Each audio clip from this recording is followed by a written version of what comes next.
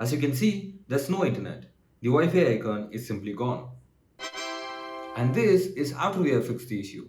The Wi-Fi is back to its working state. But let's not dive directly into the solution because it could only solve the problem temporarily. And unless you understand why it's happening, it's like scratching an itch. It keeps coming back. Like you could do a restart, the Wi-Fi icon would probably be back. But after a couple of minutes, it will disappear again just as you are browsing the internet, and it would be very frustrating. Over time, you'd find yourself restarting your laptop often because 7 out of 10 times you open your laptop, the Wi-Fi icon will be missing. So it's clearly not the solution. See, I'm someone who has dealt with this problem in the past and I've helped people fix it in their laptops. I've already uploaded a video on this issue and this video is sort of an update to that. And if you are someone who is dealing with this issue right now, I'm pretty sure that by the end of this video, you could figure out why this happens to your laptop and fix this forever. Now, if you want an ASUS TUF A15, F15 or a similar model, then you have a special problem. Most of these laptops ship with a MediaTek MT7921 or a Realtek Wi-Fi card, and to put it politely,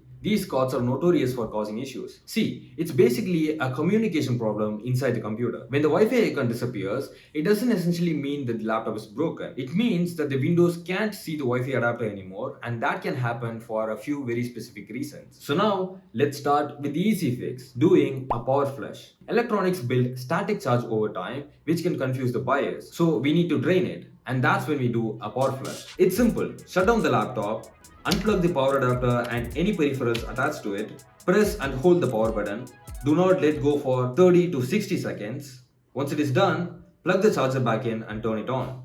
In most cases, this fixes the issue. In fact, this is what fixed it for most of my viewers of the previous video. But if that didn't do it for you, then let's move on to the second solution. Now, the most common cause in these cases is a driver issue. Your Wi-Fi card depends on a small piece of software called a driver. If that driver crashes, Windows acts like your Wi-Fi card doesn't exist. It means the software translator between Windows and the Wi-Fi card stopped talking.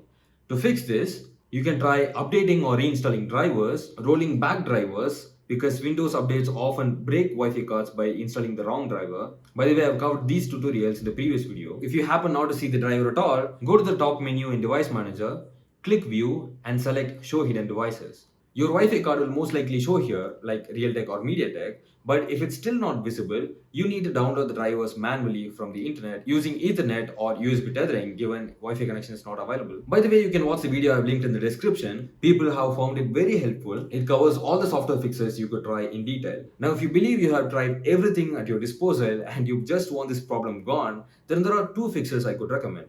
One is expensive and one is relatively cheap. I'll get to that in a minute. At this point, this issue is hardware related. If you can, take it to the nearest service center. Or if you're familiar with the internals of your laptop, you could try reinserting or cleaning the Wi-Fi card or moving the SSD to another slot if it is too close to the Wi-Fi card. It's quite a delicate process. I'll try to upload a video on that in the future. Now, why does this happen, especially to TUF Gaming users? Well, the reason comes down to a combination of three things: cost cutting, component placement, and power management. Firstly, the driver. ASUS moved away from industry standard Intel Wi-Fi cards like the AX201 and switched to the cheaper MediaTek MT7921 and occasionally Realtek AA22CE. Now the problem is, this Wi-Fi card isn't as good as its Intel counterpart. It is sensitive to driver conflicts, has poor error correction, and is heavily disliked by the tech community for the amount of issue it causes. And secondly, component placement. This is a major design flaw in older chassis designs, where the M.2 Wi-Fi slot is located directly underneath the primary NVMe SSD slot. And NVMe SSD gets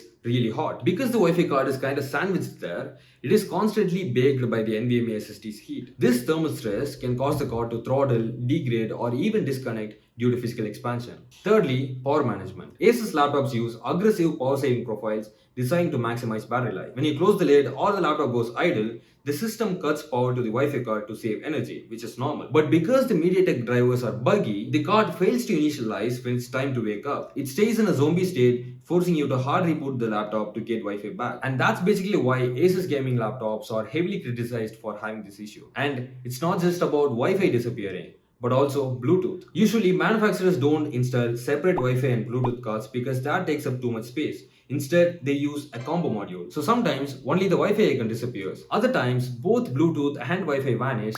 Anyway, let's get back to the solution. If you have tried everything and the Wi-Fi still disappears randomly, your Wi-Fi card is likely dying, especially if it's that MediaTek card. Now you have two options, the nuclear options. Buy an Intel AX210 card. It costs about 2600 rupees. I'll link it in the description. This is the best upgrade you can make for a tough laptop to solve this problem permanently.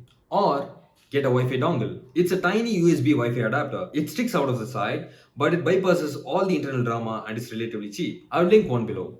And finally, I would suggest going with the dongle solution, especially if you're dealing with important things and don't want Wi-Fi to mess up your life, like ruining an important meeting or an interview. But I really hope the Power Flush saved you. Let me know in the comments what worked for you. Anyways, thanks for watching. I'll see you in the next one.